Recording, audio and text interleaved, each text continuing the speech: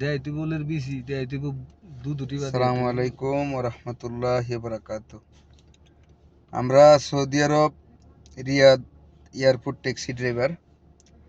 তো আসলে আজকে যে কথাটা বলার জন্য আসছি আপনাদের সামনে, কথাটা হলো এই যে একটা জিনিস এটার নাম কেউ আরবিতে মাক্কিনা কয়, আবার কেউ সাবাকা কয়, মানে বিভিন্ন নামে এটা পরিচিত। তো এটার কাজ কি অনেকে হয়তো জানেন না।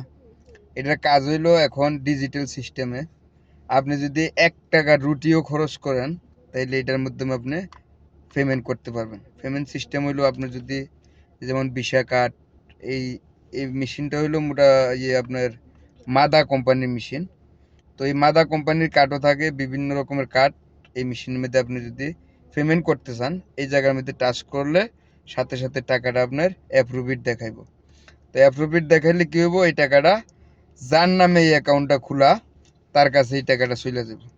তো আসলে যে রাসূল সাল্লাল্লাহু আলাইহি সাল্লাম একটা হাদিস আছে যে আখিরি জামানার মধ্যে তোমরা টাকা বলতে কোনো জিনিস চোখে দেখবা না। তোমরা জানবা যে তোমাদের ব্যাংকে কোটি কোটি টাকা আছে, কিন্তু কোনো লেনা দেনা যদি হয় তাইলে মিশিং ইলেকট্রনিক্স এগুলোর মাধ্যমে কারেন্সি চেঞ্জ হবে। তো ঠিক এরকমই একটা মেশিন এখন সৌদি আরবে, আমি কিন্তু 2010 সাল থেকে সৌদি আরবে আছি। তো আগে কিন্তু এই জিনিসটা দেখি নাই। ইদানিং 2014-15 থেকে মোটামুটি অ্যাভেলেবেল। 1 টাকা খরচ করলো এরা এই মেশিনের মাধ্যমে পে করে।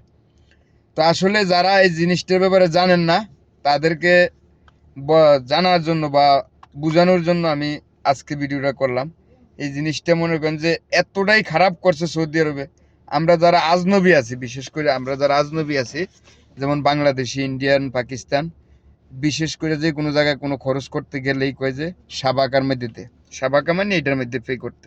তো আমরা যারা আকামা নাই, বিভিন্ন লোকের আকামা নাই বা যে কোনো হুরুপের কারণে, মামলার কারণে আকামা করতে পারে না, এরা আমার মনে হয় আগামী 2-1 বছর পরে কার্ড ছাড়া কোনো খরচ করাই এদের পক্ষে সম্ভব হইব না।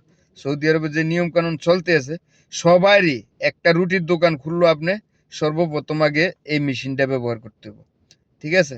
এই মেশিনটা ব্যবহার না করলে আপনি কোনোভাবেই কোনো খরচ করতে পারবেন না। তো এই মেশিনটা ব্যবহার করার মধ্যে সৌদি সরকারের আরেকটা লাভ আছে। লাভ বলতে যেমন আপনি 100 টাকায় 15%, 1000 টাকায় 15%, মানে মোট কথা আপনার 15% ব্যাট দিতে হইব। যেমন আপনি 100 টাকার খরচ নিলেন, 115 টাকা পে করতে হইব। আর এটার মধ্যে পে করার সাথে সাথে অটোমেটিকলি আপনার থেকে কাইটে নিব। তো এটা আরবিতে দরিবা কয়, ইংলিশে ব্যাট, বাংলাতে ট্যাক্স। তো এই জিনিসটা মোটামুটি সৌদি আরবে আপনার প্রত্যেকটা জিনিসের উপরে এখন কিন্তু ট্যাক্স শুরু হয়ে গেছে। ঠিক আছে? তো যারা সৌদি আরবে আসবেন অবশ্যই মনে করেন যে মোটামুটি পড়ালেখা জানতে হইব, মোটামুটি কর্মের নলেজ জানতে হইব। কোনো কর্ম যদি জানা না থাকে, আইয়া বাই হুদা এত টাকা খরচ করে আইয়া পস্তাইতে হইব, কোনো লাভ নাই। দেশের মানুষ দেশে থাইকে যদি কোনো কিছু করতে পারেন ভালো। আর যদি হ্যাঁ আসতে চান সৌদি আরব, ওয়েলকাম, সমস্যা নাই। তবে আপনার কর্ম জানা থাকতে হইব। আর এই মেশিনটা মনে করেন যারা মোবাইল, টাচ মোবাইল চালায়, আসলে আমার মোবাইলের কম দামি মোবাইল তো পুরাপুরি এটার মধ্যে দেখান যায় না। তো যারা মোটামুটি ভালো মোবাইল চালাইতে জানেন তারার পক্ষে সম্ভব এই সাবাকাটা চালানো। নাইলে যারা মোটামুটি বয়স হয়ে গেছে, পড়ালেখা কম, তাদের পক্ষে কিন্তু এটা চালানো সম্ভব না। আর এটা চালানো সম্ভব না হইলে আপনি কোনো ব্যবসা, কোনো কিছু করতে যাবেন, আপনার দ্বারা হবে না ভাই। ঠিক আছে?